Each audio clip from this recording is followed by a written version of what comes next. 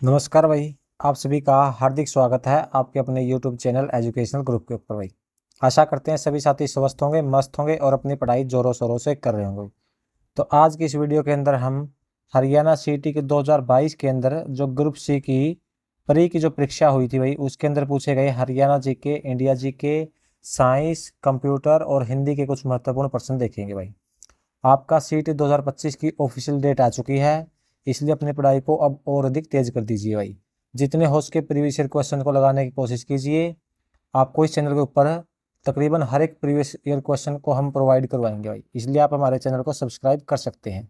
चलिए आपका ज़्यादा समय न खराब करते हुए आज की वीडियो को शुरू करते हैं। आज का हमारा पहला प्रश्न देख लेते हैं क्या है।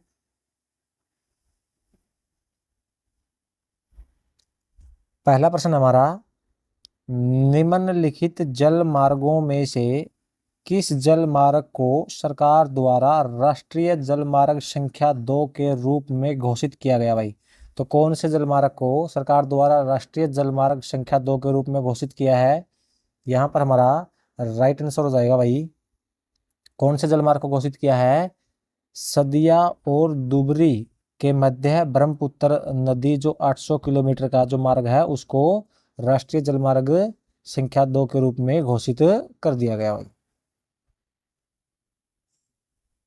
अगला प्रश्न है, किसी सरकारी क्षेत्र के उपक्रम को इक्विटी के एक भाग को सार्वजनिक रूप से बेचना क्या कहलाता है भाई?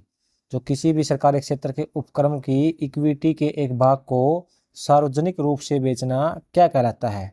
तो राइट आंसर होगा हमारा विनिवेश भाई। क्या कहलाता है? विनिवेश। अगला प्रश्न है, बाजार संतुलन रेखा चित्र में यदि मांग वक्र बाईं ओर शिफ्ट करता है तथा साथ ही पूर्ति वक्र दाईं ओर शिफ्ट करता है तो संतुलन की कीमत पर क्या प्रभाव दिखेगा भाई? बाजार संतुलन रेखा चित्र के अंदर यदि जो मांग वक्र है वो बाईं ओर शिफ्ट करता है और साथ ही जो पूर्ति वक्र है वो दाईं ओर शिफ्ट करता है तो संतुलन की कीमत में क्या प्रभाव दिखाई देगा? तो राइट आंसर हो जाएगा हमारा घटेगा भाई। संतुलन की कीमत के अंदर क्या प्रभाव दिखाई देगा? वो घटेगा भाई। अगला प्रश्न हमारा, भारत का पहला राष्ट्रवादी कला विद्यालय वर्ष 1919 में किस विश्वविद्यालय में स्थापित किया गया भाई? तो जो भारत का पहला राष्ट्रवादी कला विद्यालय है 1919 के अंदर किस विश्वविद्यालय में स्थापित किया गया? तो यहाँ पर जो हमारा राइट आंसर होगा विश्व भारती विश्वविद्यालय के अंदर भाई। किस विश्वविद्यालय में स्थापित किया गया था? विश्व भारती विश्वविद्यालय के अंदर स्थापित। अगला प्रश्न हमारा, औपनिवेशिक भारत में अंग्रेजों द्वारा की गई व्यवस्था सहायक संधि की मुख्य विशेषताएं निम्नलिखित में से कौन सी थी भाई? जो अंग्रेजों द्वारा भारत के अंदर एक व्यवस्था चलाई गई थी सहायक संधि, उसकी मुख्य विशेषताएं कौन सी थी? ऑप्शन ए, इसे लॉर्ड वेल्लेस्ली द्वारा बनाया गया था सहायक संधि को। या फिर ऑप्शन बी, सहयोगी पक्ष के भू क्षेत्र में एक ब्रिटिश सैनिक टुकड़ी तैनात रहेगी। या फिर ऑप्शन सी, सहयोगी पक्ष किसी अन्य शासक के साथ कोई संधि नहीं करेगा। या ऑप्शन डी फिर क्या होगा, ब्रिटिश सहयोगी पक्ष की केवल आंतरिक चुनौतियों से ही रक्षा करेंगे भाई। तो आपके सामने 4 ऑप्शन दिए गए हैं, तो इनमें से कौन सा विकल्प सही है? तो यहाँ पर हमारा जो राइट आंसर होगा वो क्या हो जाएगा? तीनों विकल्प क्या है? सही है। ए और बी और सी, ये तीनों विकल्प क्या रहेंगे? सही रहेंगे। सहायक संधि के तहत क्या होगा? इसको लॉर्ड वेल्लेस्ली ने बनाया था भाई। और सहायक संधि के अंदर सहयोगी पक्ष के भू क्षेत्र में एक ब्रिटिश सैनिक टुकड़ी तैनात रहेगी। और क्या था? सहयोगी पक्ष किसी अन्य शासक के साथ कोई संधि नहीं करेगा। ये अंग्रेजों की सहायक संधि की मुख्य विशेषताएं थी भाई। तो हमारा ऑप्शन सी राइट आंसर हो जाएगा, ए व बी और सी। अगला प्रश्न हमारा, निम्नलिखित में से कौन से देश साथ आकर संघ बनाने के उदाहरण है भाई? तो कौन से देश है जो साथ आकर संघ बनाने के उदाहरण है? भारत, संयुक्त राज्य अमेरिका, ऑस्ट्रेलिया या फिर स्पेन भाई। तो आपके सामने 4 ऑप्शन दिए गए हैं, इनमें से कौन सा राइट आंसर होगा? तो हमारा राइट आंसर हो जाएगा बी और सी भाई, संयुक्त राज्य अमेरिका और ऑस्ट्रेलिया क्या है, साथ आकर संघ बनाने के उदाहरण है।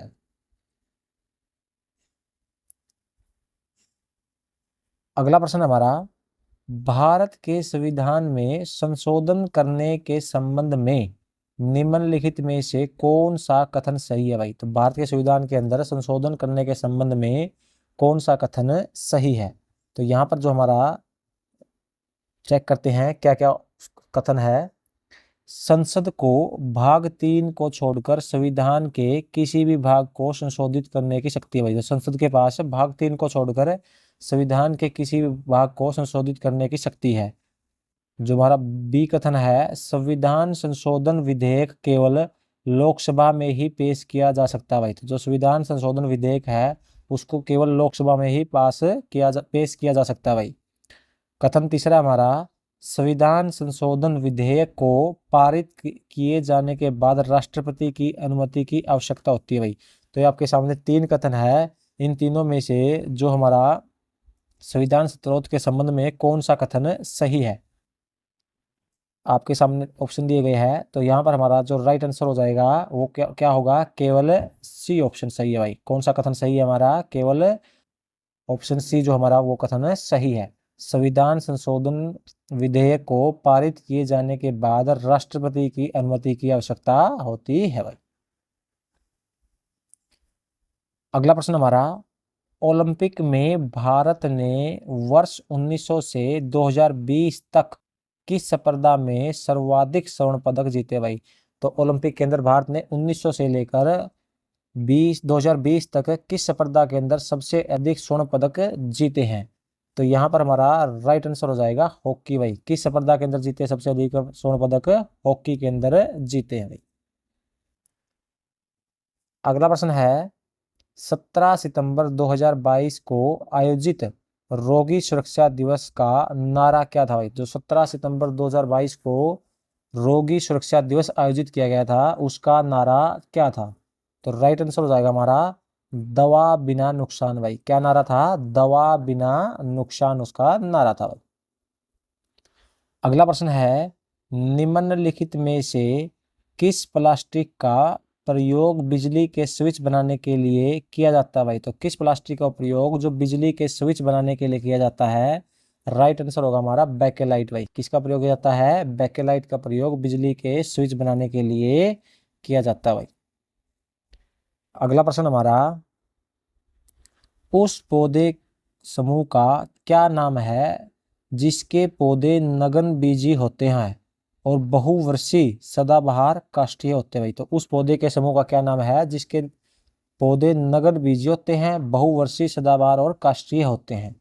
तो यहाँ पर हमारा राइट आंसर हो जाएगा भाई जिम्नोस्पर्म भाई। क्या नाम है उस समूह का, जिम्नोस्पर्म। अगला प्रश्न है, निम्नलिखित में से कौन सा सही क्रम है भाई। आपके सामने 4 ऑप्शन दिए गए हैं, इन चारों में से कौन सा सही क्रम है। तो यहाँ पर हमारा राइट आंसर होगा एक्साबाइट, पीटाबाइट, टेराबाइट और गीगाबाइट। ये ऑप्शन नंबर 3 हमारा राइट आंसर हो जाएगा। अगला प्रश्न है, गूगल, बिंग और याहू इनमें से किसके उदाहरण भाई। तो गूगल, बिंग और याहू किसके उदाहरण है, राइट आंसर होगा हमारा सर्च इंजन के भाई। किसके उदाहरण है, सर्च इंजन के उदाहरण है।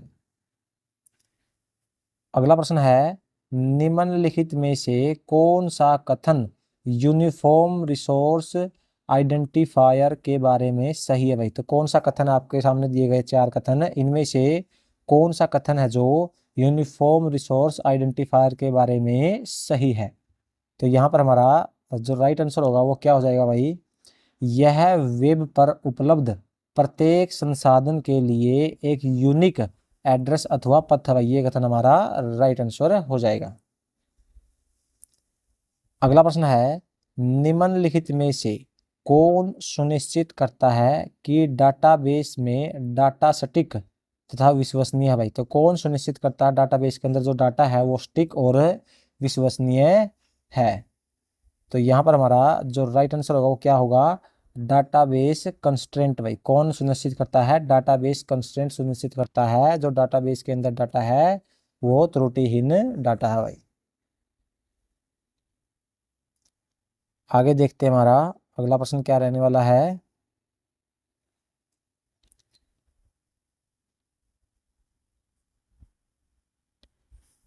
ये हमारे सामने कुछ मैथ और रीजनिंग के प्रश्न है। आई होप, आशा करते हैं आप अपने आप ये कर सकते हैं भाई। चलिए आगे हमारा प्रश्न पढ़ते हैं। अब हम देखेंगे हिंदी भाषा के प्रश्न भाई। अगला प्रश्न हमारा, निम्नलिखित विकल्पों में से तत्सम शब्द की पहचान कीजिए भाई। तो आपके सामने चार ऑप्शन दिए गए हैं, इन चारों में से तत्सम शब्द की पहचान करनी है, कौन सा तत्सम शब्द है भाई। तो यहाँ पर हमारा राइट आंसर होगा भाई भ्राता शब्द क्या है, तत्सम शब्द है। बाकी सभी क्या है, तद्भव शब्द के अंतर्गत आते हैं। तो भ्राता शब्द हमारा तत्सम शब्द होगा भाई। अगला प्रश्न है, घाट घाट का पानी पीना लकोक्ति का अर्थ है भाई। तो घाट घाट का पानी पीना लकोक्ति का क्या अर्थ होगा।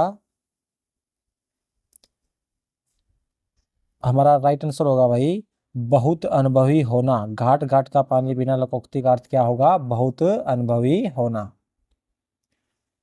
अगला प्रश्न है, वह कौन सा सर्वनाम शब्द है जो आदर सूचक है और निजवाचक भी है भाई। कौन सा सर्वनाम जो आदर सूचक और निजवाचक सर्वनाम भी है। तो यहाँ पर हमारा राइट आंसर हो जाएगा आप भाई। आप क्या है, जो आदर सूचक भी है और निजवाचक सर्वनाम भी है। अगला प्रश्न हमारा, वाक्य के प्रमुख घटक होते हैं भाई। तो वाक्य के प्रमुख घटक कौन से हैं, उद्देश्य और विधेय भाई। वाक्य के प्रमुख घटक उद्देश्य और विधेय है। अगला प्रश्न हमारा, आम्र वृक्ष समस्त पदों का उचित विग्रह होगा। आम्र वृक्ष इस पद का उचित विग्रह, आपके सामने चार ऑप्शन दिए गए हैं, इनमें से कौन सा होगा। तो यहाँ पर हमारा राइट आंसर हो जाएगा अमर का वृक्ष भाई। अमर वृक्ष का जो विग्रह होगा वो क्या होगा, अमर का वृक्ष। अगला प्रश्न है, जो व्यक्ति जन्म न ले वाक्यांश के लिए उचित शब्द का चयन कीजिए भाई। तो जो व्यक्ति जन्म न ले उसे क्या कहा जाएगा, अजन्मा भाई। क्या कहा जाएगा, अजन्मा। अगला प्रश्न हमारा, तट शब्द के लिए उचित पर्यायवाची शब्द का चयन कीजिए भाई। तो तट शब्द के लिए जो पर्यायवाची शब्द होगा वो क्या होगा, राइट आंसर होगा हमारा किनारा। तट, तट यानी किनारा। अगला प्रश्न हमारा, निम्नलिखित शब्दों में से शुद्ध शब्द का चयन कीजिए भाई। तो आपके सामने चार ऑप्शन दिए गए हैं, इनमें से शुद्ध शब्द कौन सा होगा। तो राइट आंसर हो जाएगा हमारा प्रमाणिक। Option number 2 is a right answer भाई। अगला प्रश्न हमारा, दिए गए किस शब्द में उपसर्ग का उपयुक्त प्रयोग किया गया भाई। तो किस शब्द के अंदर उपसर्ग का प्रयोग किया गया है, राइट आंसर होगा हमारा सरताज भाई। किसके अंदर, सरताज शब्द के अंदर उपसर्ग का प्रयोग किया गया है। अगला प्रश्न है, विहग विहग फिर चहक उठे ये पुंज पुंज। वाक्य में विहग और पुंज की आवृत्ति के कारण कौन सा अलंकार है भाई। विहग विहग फिर चहक उठे ये पुंज पुंज, इसके अंदर जो विहग और पुंज की आवृत्ति यानी बार बार रिपीट हुई है उसके कारण इसमें कौन सा अलंकार होगा भाई। तो राइट आंसर हो जाएगा हमारा कौन सा अलंकार होगा, विप्सा अलंकार भाई। कौन सा अलंकार होगा, विप्सा अलंकार आ जाएगा। अगला प्रश्न है, विराम चिन्हों की दृष्टि से सर्वाधिक शुद्ध वाक्य है भाई। तो विराम चिन्हों की दृष्टि से सबसे अधिक शुद्ध वाक्य है, आपके सामने चार ऑप्शन दिए गए हैं, इनमें से कौन सा होगा। खेत बगीचा घर सब पर कुहासा छा रहा है, हे लड़के इधर आओ, वह हिंदी अंग्रेजी और जर्मन भाषा जानती है, आपसी झगड़े का निपटारा कर लेना चाहिए। तो यहाँ पर जो हमारा राइट आंसर होगा क्या होगा, option number is right answer. खेत बगीचा घर सब पर कुहासा छा रहा था, ये हमारा राइट आंसर हो जाएगा भाई। अगला प्रश्न है, गायक शब्द में प्रयुक्त प्रत्यय है। गायक शब्द के अंदर कौन सा प्रत्यय है। तो राइट आंसर होगा हमारा अक प्रत्यय भाई। गायक, नाटक, इन सभी के अंदर कौन सा प्रत्यय है, अक प्रत्यय आता है भाई। अगला प्रश्न है, अयादि संधि का उदाहरण नहीं है भाई। आपके सामने चार ऑप्शन दिए गए हैं, चारों में से अयादी संधि का उदाहरण कौन सा नहीं है? तो राइट आंसर हो जाएगा हमारा उच्छ्वास भाई। उच्छ्वास शब्द क्या है जो अयादी संधि का उदाहरण नहीं है। अगला प्रश्न है, दिए गए किस वाक्य में कारक चिन्ह का सर्वाधिक उपयुक्त प्रयोग किया गया भाई? जो कारक चिन्ह का सर्वाधिक उपयुक्त प्रयोग किस वाक्य के अंदर किया गया है? तो यहाँ पर हमारा राइट आंसर होगा भाई, ये खिलौने मेरी बेटी की है। इस वाक्य के अंदर कारक चिन्ह का सबसे अधिक उपयुक्त प्रयोग किया गया है। अगला प्रश्न हमारा, कक्ष के खालिस्तान बहुत गर्मी है वाक्य में रिक्त स्थान के लिए बाहर शब्द का सर्वाधिक उपयुक्त विलोम शब्द चुनिए भाई। बाहर शब्द का जो सर्वाधिक उपयुक्त विलोम शब्द, तो कक्ष के भीतर, बाहर का उल्टा क्या हो जाएगा? कक्ष के भीतर बहुत अधिक गर्मी है। तो हमारा ऑप्शन 2 इज राइट आंसर हो जाएगा भाई। अगला प्रश्न है, 2010 में किस भाषा को हरियाणा की दूसरी राजभाषा का दर्जा दिया गया था भाई? तो 2010 के अंदर जो हरियाणा की दूसरी राजभाषा कौन सी बना दी गई थी? पंजाबी भाषा को दूसरी राजभाषा बना दिया गया था भाई। उससे पहले तमिल जो हमारी दूसरी राजभाषा थी। अगला प्रश्न है, निम्नलिखित में से हरियाणा के किस व्यक्तित्व को खेल के क्षेत्र में 2022 का पद्मश्री सम्मान प्रदान किया गया भाई? तो किसको 2022 के अंदर खेल के क्षेत्र में पद्मश्री सम्मान मिला था? तो हमारा राइट आंसर हो जाएगा सुमित अंतिल को भाई। किसको मिला था? सुमित अंतिल को पद्मश्री सम्मान मिला था। अगला प्रश्न हमारा, साई राष्ट्रीय बॉक्सिंग अकादमी जो रोहतक के अंदर है उसका शुभारंभ किस वर्ष में हुआ था भाई? जो साई राष्ट्रीय बॉक्सिंग अकादमी रोहतक में है उसका शुभारंभ कब हुआ था? तो राइट आंसर हो जाएगा हमारा 2017 के अंदर भाई। कब हुआ था? 2017 में। अगला प्रश्न है, खिलाड़ी सीमा पुनिया अंतिल हरियाणा के किस गांव से संबंध रखती है भाई? तो जो सीमा पुनिया अंतिल हरियाणा के कौन से गांव से संबंध रखती है? तो राइट आंसर होगा हमारा खेवड़ा गांव से भाई। कौन से गांव से? खेवड़ा गांव से। अगला प्रश्न है, 2015 में रिलीज की गई किस हरियाणवी फिल्म को 2 राष्ट्रीय पुरस्कार प्रदान किए गए? 2015 के अंदर जो हरियाणवी फिल्म रिलीज की गई थी उसको 2 राष्ट्रीय पुरस्कार प्रदान हुए थे। वो कौन सी फिल्म थी? तो राइट आंसर होगा हमारा पगड़ी भाई। कौन सी फिल्म थी? वो पगड़ी थी। अगला प्रश्न है, छाज आभूषण महिलाओं द्वारा कहाँ पहना जाता है भाई? तो छाज आभूषण महिलाओं द्वारा कहाँ पहना जाता है? राइट आंसर होगा हमारा माथे के अंदर भाई। कहाँ पहना जाता है? माथे में। अगला प्रश्न हमारा, हरियाणा का कौन सा नृत्य रूप शिव और पार्वती को समर्पित है भाई? तो कौन सा नृत्य रूप है जो शिव और पार्वती को समर्पित है?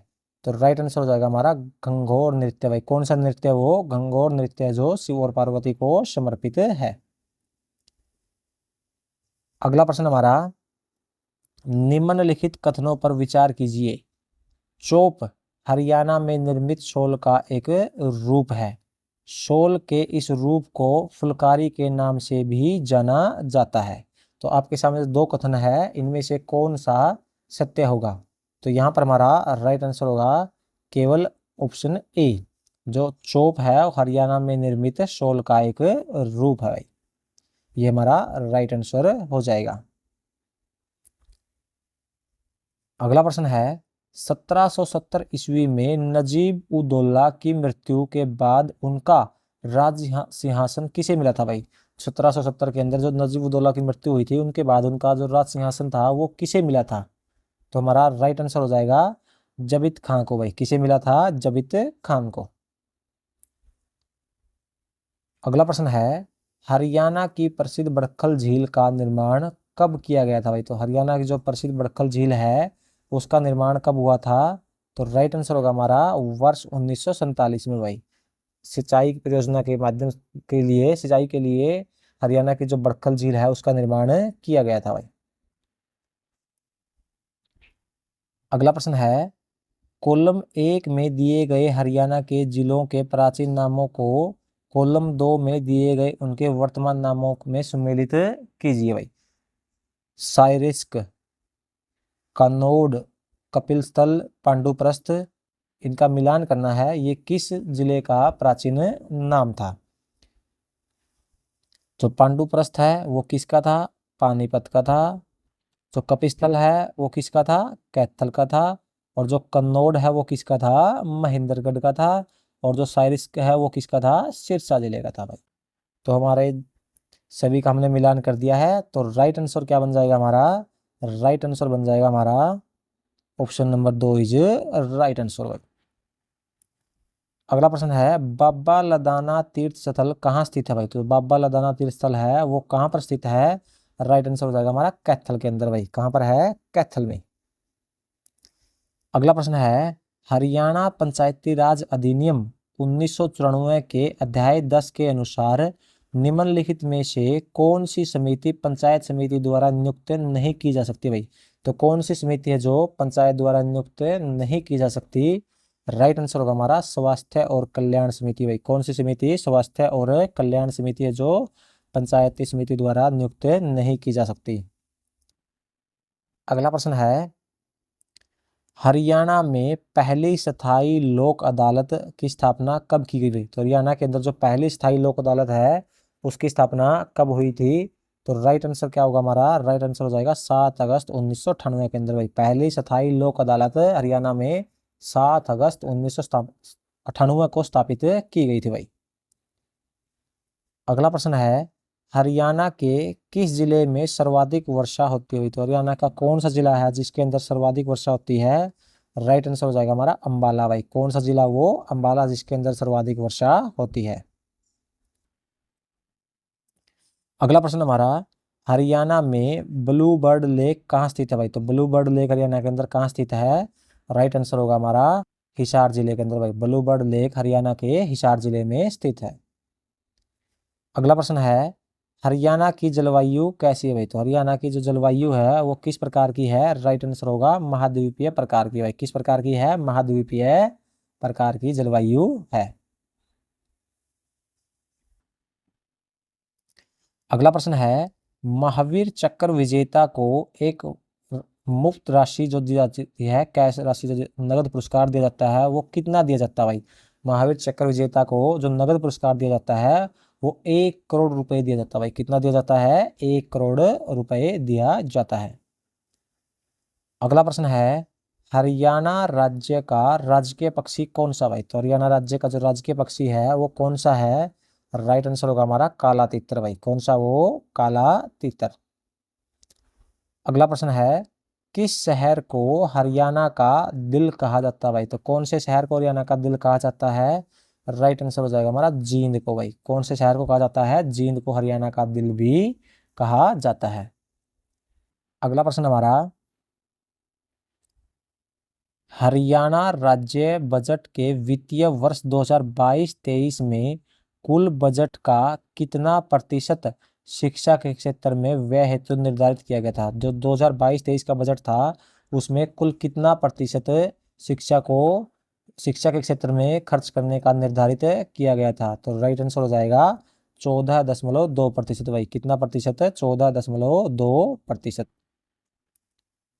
अगला प्रश्न हमारा, हरियाणा में विद्युत उपभोक्ताओं की कुल संख्या 2021-22 तक कितनी थी भाई? विद्युत उपभोक्ताओं की जो कुल संख्या है 2021-22 तक वो कितनी थी? 73,07,992 भाई। कितनी थी? 73,07,992 थी भाई। अगला प्रश्न है, हरियाणा आर्थिक सर्वेक्षण 2021-22 के अनुसार हरियाणा में कुल कितने जिला स्तरीय कोषागार है भाई? जो आर्थिक सर्वेक्षण 2021-22 है उसके अनुसार हरियाणा में कुल कितने जिला स्तरीय कोषागार है? तो राइट आंसर हो जाएगा हमारा 23 भाई। कितने हैं? 23 जिला स्तरीय कोषागार हरियाणा के अंदर उपलब्ध है 2021-22 के आर्थिक सर्वेक्षण के अनुसार भाई। अगला प्रश्न हमारा, मारा गांव जगमग गांव योजना के अंतर्गत जनवरी 2022 तक कितने गांवों को जोड़ा गया भाई? तो हमारा गांव जगमग गांव योजना के तहत जनवरी 2022 तक कितने गांवों को जोड़ा गया था? राइट आंसर हो जाएगा 5,569 गांवों को। कितने गांवों को? 5,569 गांवों को जोड़ा गया था। अगला प्रश्न है, हरियाणा में राष्ट्रीय मधुमक्खी पालन एवं शहद मिशन योजना की शुरुआत किस वर्ष में हुई थी भाई? तो राष्ट्रीय मधुमक्खी पालन एवं शहद मिशन योजना की शुरुआत कब हुई थी? तो राइट आंसर होगा 2020 के अंदर भाई। कब हुई थी? 2020 के अंदर भाई। तो दोस्तों ये हमारे कुछ महत्वपूर्ण प्रश्न थे। आशा करते हैं आपको वीडियो पसंद आई होगी। मिलते हैं इसी प्रकार की नेक्स्ट वीडियो के अंदर भाई। तब तक हंसते रहिए, मुस्कुराते रहिए और अपनी पढ़ाई को जोरों शोरों से चालू रखिए भाई। आपका सिलेक्शन जरूर होगा।